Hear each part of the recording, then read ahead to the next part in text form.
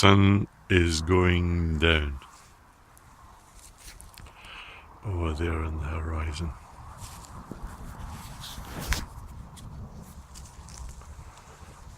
I was just thinking about the time when there wasn't any calendars. You didn't know 1 month from the next. Perhaps you would have seasons. Perhaps you would have winter and there would be snow during the winter. But how long would the winter last? You wouldn't really know. You might have some snow, then it disappears. But would there be more snow? And that would be a problem for you because you wouldn't know when to plant your seeds. But, so it's important to know that, the times and the seasons and what to do. And when you didn't have the radio or the television or the internet to tell you now is the time for you to plant your seeds, then I suppose you had to look at nature itself to give you some indication as to what was going on.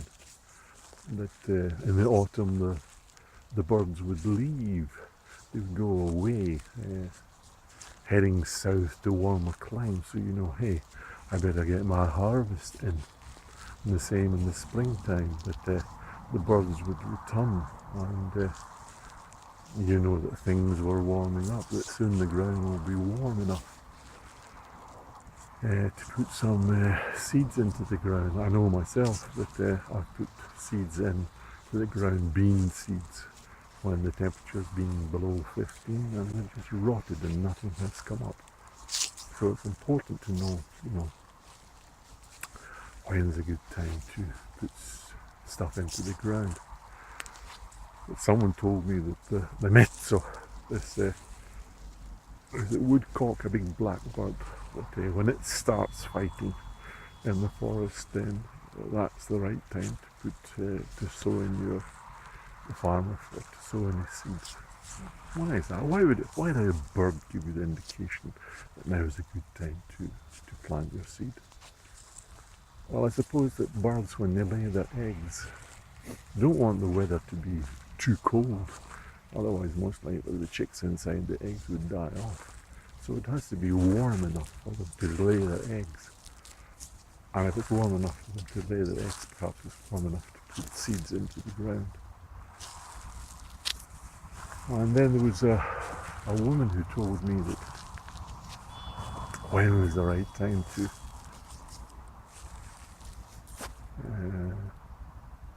prune your roses. And she said it was when the leaves came out on the birch tree, because that meant that the sap was rising.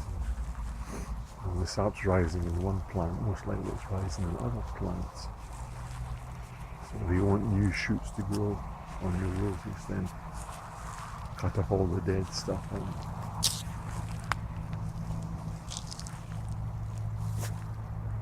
plant anew. And I think that when you're in your garden, that you should walk around and you should see what's happening.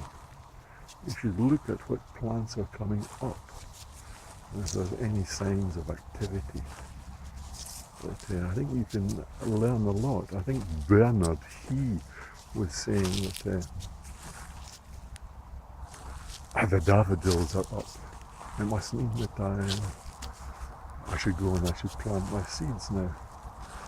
So by observing what other plants are doing, will give you some indication that of what you should be doing and when it's good to put plants out or to plant seeds. Gary down in Germany someplace, I think he recorded some wisteria shooting out pods, popping, and the plant is actually speaking to him and telling him something. The weather is now warm, that these seed pods are splitting, popping open and scattering their seeds. So when the plants are having a conversation with you like that, you should perhaps listen to them. But in my garden, even though it's frosty at night time, I've been going around and looking for signs of life.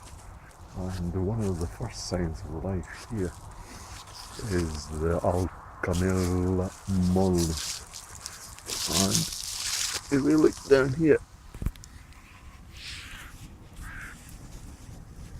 there we have the first little leaves of the Alchemilla mollis. It's a great sign. It must mean that spring is on the way.